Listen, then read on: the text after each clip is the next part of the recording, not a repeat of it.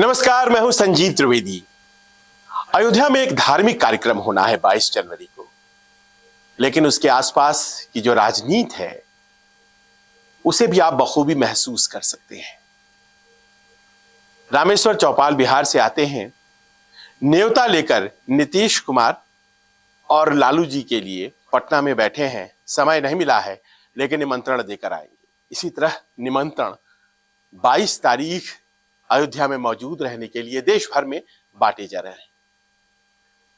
इस पूरे कार्यक्रम का जो राजनीतिक संदर्भ है वो किसी से अछूता नहीं है। प्रधानमंत्री ने उसे रेखांकित भी किया।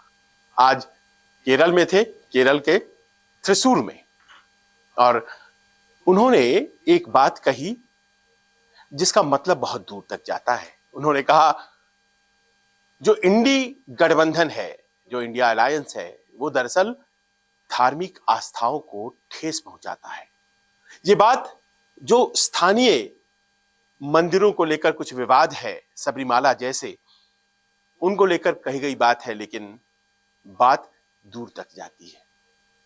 तो राजनीतिक संदर्भ भारतीय जनता पार्टी अपने तरीके से इस पूरे कार्यक्रम का गढ़ रही है, और जवाब में इस तरफ इंडिया अलायंस के अंदर भी जबरदस्त तैयारी चल रही है, और वो तैयारी है नीतीश कुमार के आसपास। नीतीश कुमार को संयोजक बनाना है। सूत्रधार जो इंडिया गठबंधन के हैं उन्हें संयोजक बनाना है।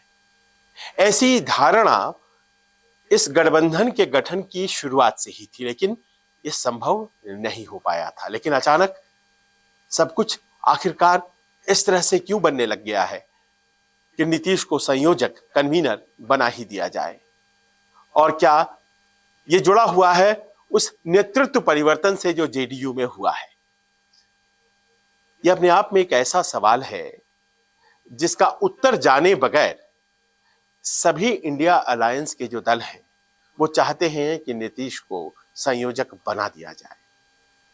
कुछ लोगों का ये कहना है कि दरअसल वो एक बड़े ही नेचुरल कन्वीनर के रूप में सामने आए थे जब उन्होंने तमाम विपक्षी दलों को एकत्रित करने का बीड़ा उठाया, और उसके बाद एक एक यहां जा जा करके उन्हें एक नेशनल ऑल्टरनेटिव, राष्ट्रीय स्तर पर एक विकल्प बनाने के लिए तैयार किया। और जहां जहां वो गए वहां वहां के नेता चाहते हैं कि नीतीश कुमार कन्वीनर बने, कुछ उसी अंदाज में जिस तरह से आपको याद होगा दशकों पहले जॉर्ज फर्नांडिस एनडीए के कन्वीनर बने थे। बड़ी पार्टी थी भारतीय जनता पार्टी, लेकिन जनता दल यूनाइटेड के जॉर्ज फर्नांडिस बनाए गए थे कन्वीनर, और वो कन्वीनर बने नीतीश के गुरु, और बाद में नीतीश ने उन्हें राजनीतिक वैमनस्य की बातें और तमाम कहा जाता है कि सीट नहीं दी। खैर वो इतिहास की बात, लेकिन हकीकत यह है कि कन्वीनर की भूमिका उन्होंने सबसे पहले एनडीए के लिए निभाई, जिसे बाद में शरद यादव ने भी निभाई। अब क्या नीतीश भी उसी दल से हैं, निभाने वाले हैं, लेकिन यहां गठबंधन अलग होगा और ये इंडिया गठबंधन। अब यह हकीकत कैसे बन रहा है? तो कांग्रेस के नेताओं का भीतर खाने ये कहना है कि वो चाहते थे कि दिल्ली वाली जो बैठक हुई थी 19 दिसंबर को, उसी में नीतीश कुमार का नाम संयोजक के तौर पर प्रस्तावित किया जाए और पास भी कर दिया जाए।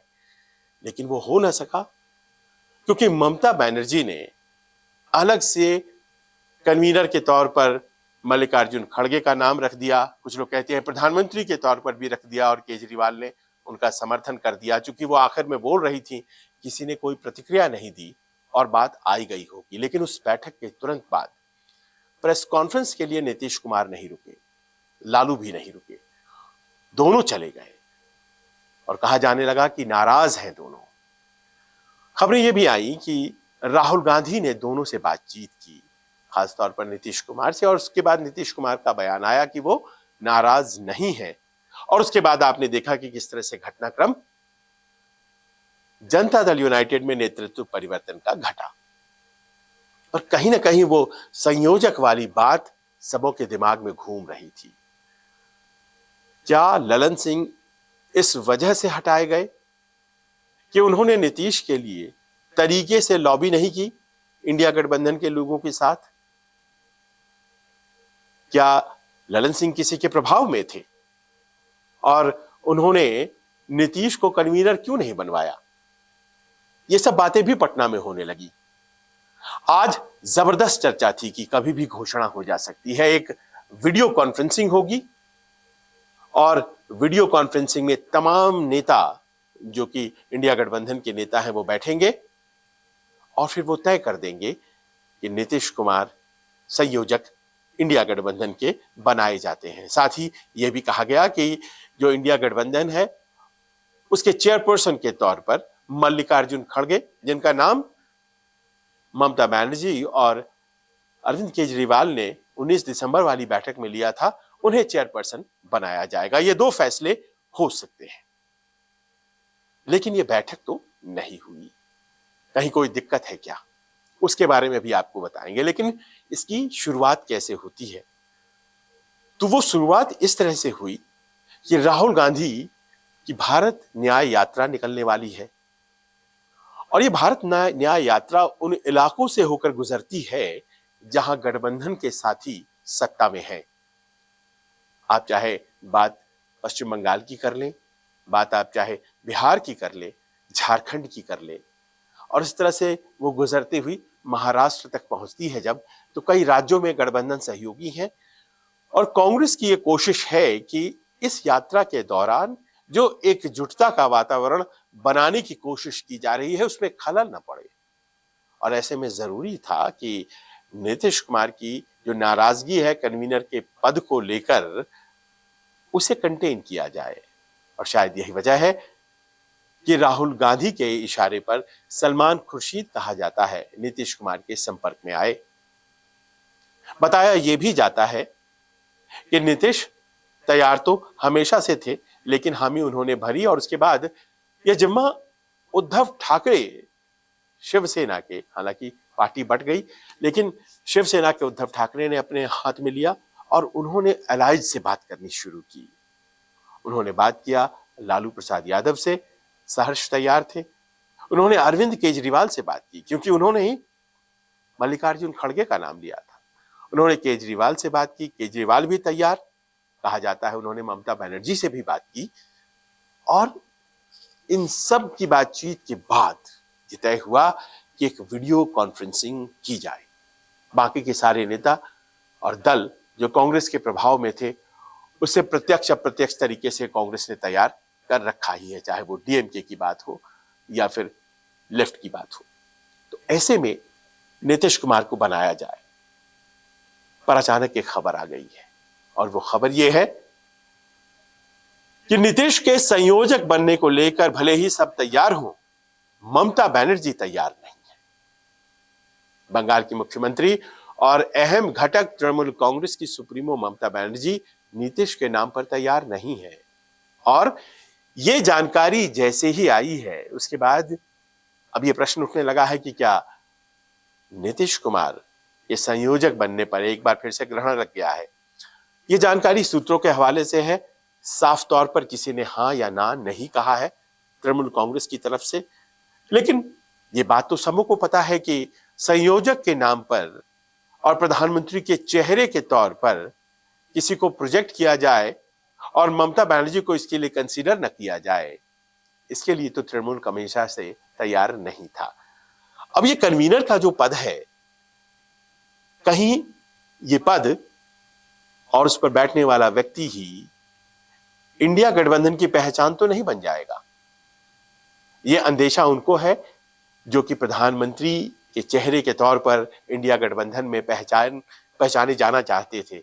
लेकिन अगर ये पद नीतीश कुमार को मिल जाता है तो फिर ऐसे में क्या वो रेस में पीछे रह जाएंगे? और इस तरह की भावना क्या ममता बनर्जी को घेर रही है? इस प्रश्न के दरमियान यह खबर आई है और यह खबर अभी पुख्ता भले न हुई हो, लेकिन इस खबर में दम है। इस बात से साबित होता है कि आज वो वीडियो कॉन्फ्रेंसिंग जो होनी थी इस घोषणा को लेकर के, वो नहीं हुई। ज्यादातर साथी चाहते हैं इंडिया गठबंधन में कि नीतीश कुमार को संयोजक का पद दे दिया जाए। अचानक से ये प्रेम जो इंडिया गठबंधन में नीतीश के प्रति जागा है, वो सिर्फ इसलिए है कि उन्होंने सूत्रधार की भूमिका निभाई है शुरुआत में, या फिर कुछ और बात है? देखिए, कहा यह जा रहा है कि फायदे भी गिन लीजिए और नुकसान भी गिन लीजिए और तब जाकर फैसले लीजिए। सियासत में ये बड़ा जरूरी होता है। तो फायदे के रूप में यह बताया जा रहा है कि देखिए, एक ऐसा आपको चेहरा मिलेगा जो सभी दलों से बात कर सकता है ऐसे में, जबकि सीट शेयरिंग का जो फॉर्मूला है वो अभी तक तय नहीं हो पाया है। कांग्रेस मन मन खुद 300 सीटों पर लड़ने का प्लान बनाकर चल रही है, वहीं दूसरे दल भी चाहते हैं कि कांग्रेस को कम से कम दिया जाए। तो ऐसे में सीट शेयरिंग पर बात करने के लिए कोई व्यक्ति चाहिए। क्या नीतीश कुमार वो व्यक्ति हो सकते हैं? और अगर हाँ, तो क्यों ना इन्हें यह जिम्मेदारी दी जाए, संयोजक बना ही दिया जाए। दूसरी तरफ यह भी कहा जा रहा है कि ओबीसी की जो राजनीति है उसी ने तो हमेशा भारतीय जनता पार्टी को परेशान किया है और अभी भी कर रही है।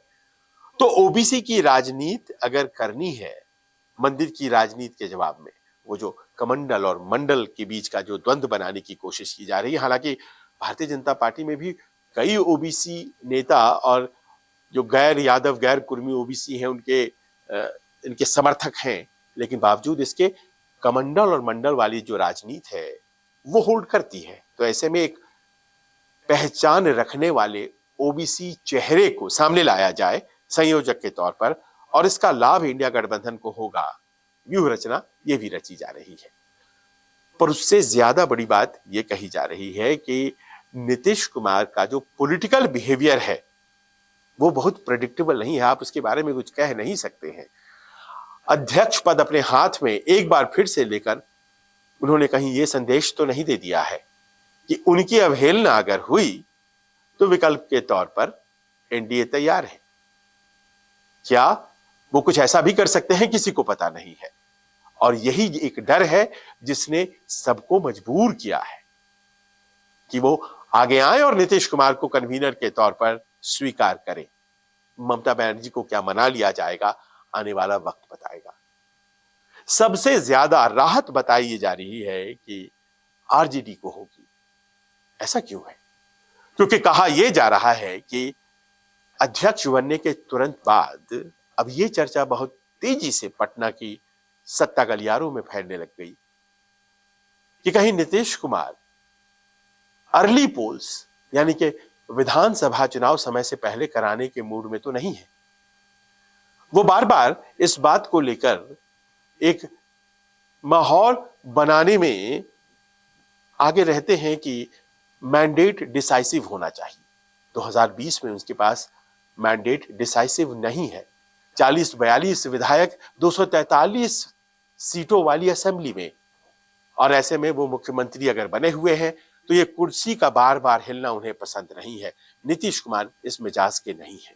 वो चाहते हैं कि धमक के साथ शासन सत्ता चले, और वैसी पार्टी की मुखिया रहे हैं जो कभी भी 100 से नीचे या 100 के आसपास ही रहा करती थी, और आज 40-42 पर उन्हें चिराग पासवान के उस बगावत ने ला दिया।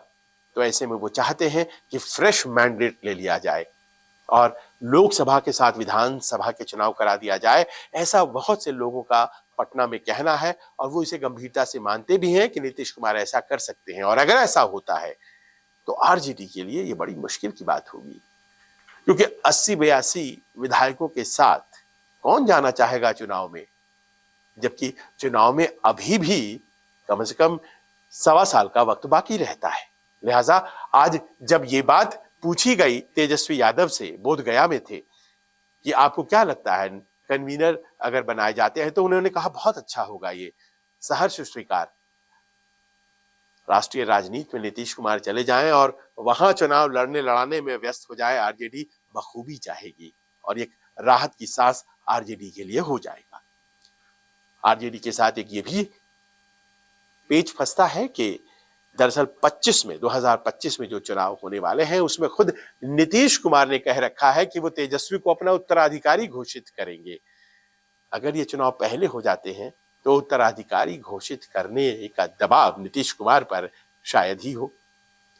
तो इन तमाम परम्यूटेशन कॉम्बिनेशन किंतु परंतु के बीच ये खबर अब हमारे सामने है कि नीतीश कुमार संयोजक का पद इंडिया गठबंधन का पाने जा रहे हैं। एक ऐसा पद जो वो चाहते थे कि उन्हें मिले, लेकिन इसके आने से क्या भारतीय जनता पार्टी पर असर पड़ने वाला है?